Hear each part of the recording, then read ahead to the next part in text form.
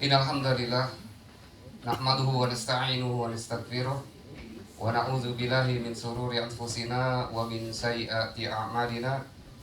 May yahdihillahu fala mudilla lahu wa may yudlil fala hadiya lahu. Asyhadu an la ilaha illallah wa la syarika lah wa asyhadu anna Muhammadan abduhu wa rasuluhu la nabiyya ba'dah. Allahumma shalli wa sallim wa barik ala Muhammad wa ala alihi wa sahbihi wa man tabi'ahum bi ihsani ila yaumiddin. Alhamdulillahirrabbilalamin. Jemaah semuanya, salat subuh yang dirahmati Allah Subhanahu wa taala. Para peserta training ICRH, Islamic Center Rehab Hati, yang dimuliakan Allah Subhanahu wa taala. Ya.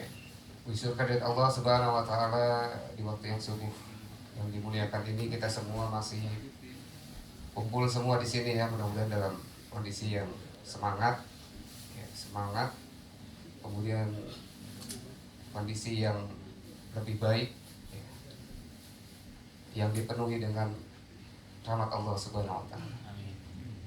Ya. Mudah-mudahan masih lengkap nih, belum ada yang pulang. Ya, masih hari terakhir ini, bertahan sampai nanti siang, ya. Jadi izinkan sebelum menyampaikan materi, ya, mungkin kelas balik saja ya. Ya, di sini yang mengikuti seri Rehab Hati ini sampai sekarang, mungkin saya mau tahu ya berapa persen kehadirannya. Terakhir di tahun 2020 kita tidak bisa silaturahim ya, karena pandemi ya. Di saat itu kan kondisi lagi benar-benar lockdown, sehingga 1 tahun itu 2020 ya tidak ada pertemuan secara regional maupun skala nasional. Yang harusnya di tahun 2020 kemarin kita ada Mukernas ya, cuma akhirnya kita tiadakan juga ya, di tahun itu. Namun yang saya ingat terakhir di 2019 ya, kita bertemu di mana? Di Grand Cempaka ya. Nah, siapa yang hadir sekarang yang di Grand Cempaka? Masya Allah ya. Baik, sisanya mungkin pertama kali hadir di acara Rehab Hati ya, sisanya mungkin baru pertama kali nih ya. Baik teman-teman semua, yang kami harapkan di sini adalah bukan sekedar kita mendapatkan sertifikat saja dari Rehab Hati, tapi kita dapat sertifikat dari Allah Subhanahu wa taala. Sebagai apa? Sebagai orang diamanahkan ya, yang diamanahkan oleh Allah Subhanahu wa taala untuk mengemban amanah. Apa mengemban amanah ini? Ya, yaitu untuk menjadi orang-orang yang bermanfaat bagi umat, menjadi rahmatan lil alamin ya, dengan wasilah ruqyah syariah ini ya, karena orang-orang yang mendapat sertifikat dari Allah Subhanahu wa taala adalah orang-orang yang layak dikabulkan doanya ya. Mau nggak doanya dikabulkan oleh Allah Subhanahu wa taala? Mau ya? Ya. Yang seret ini ya. Jadi kita akan bahas ya, bagaimana supaya doa kita dikabulkan oleh Allah Subhanahu wa taala. Ini yang paling penting. Bukan hanya sekedar tahu dalil-dalil saja ya, tahu ayatnya, tahu hadisnya ya, tapi juga kita harus punya keyakinan bahwa kita adalah orang-orang yang insya Allah doanya mustajab, doanya makbul ya. Karena dalam kaidah-kaidah ruqyah, salah satunya ya, saya punya tentang 7 kaidah ruqyah. Cuma yang paling krusial yang harus kita pahami, bahwa kita hadir di sini orang-orang yang dipilih oleh Allah Subhanahu wa taala sebagai wasilah, sebagai perantara. Mungkin kalau komunitas lain menganggap wali-wali Allah, tapi kita tidak sejauh itulah ya. Kita hanya sebagai wasilah saja ya. Orang datang kepada kita, kemudian dia minta doa dari kita ya kan, kemudian kita berdoa kepada siapa?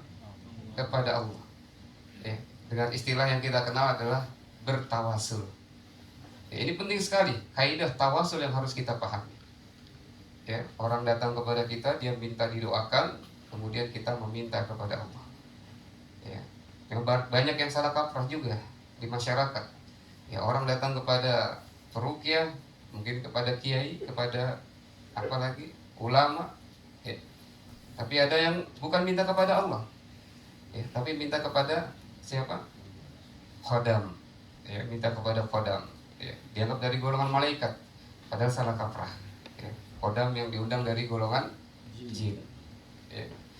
Nah, terus kemudian juga kita mengajarkan kepada kaum muslimin, ya, bahwa yang terbaik, ya, yang terbaik adalah berdoa sendiri, ya, atau dengan metode yang kita kenal dengan tawakal.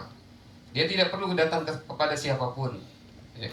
Tidak perlu datang ke peruqyah, tidak perlu datang ke kiai, ya. Tapi dia langsung datang kepada Allah Subhanahu wa Ta'ala. Ya, dia langsung meminta kepada Allah Subhanahu wa Ta'ala. Di sini kita kenal dengan yang namanya apa? Kalau dia langsung minta kepada Allah, tawakal. Ya. Baik, ikhwas semuanya, ya. Ruqyah syariah ini banyak metodenya yang kita lihat di masyarakat. Bahkan, ya, ruqyah ini ada yang bermacam-macam, ya, campur aduk, ada yang sir, ya, dan ada yang syar'i. Namun yang syar'i saja banyak metodenya kalau kita lihat, ya, di media sosial, di YouTube, ya. Ada yang hanya colek saja sudah kesurupan, ya. Ada yang perintah ayo muntah, ya. Ada yang menggunakan jari telunjuk dibacakan, ya. Ada yang tepuk-tepuk, ya. Banyak sekali metode yang dipraktikkan oleh para peruqyah syariah, ya.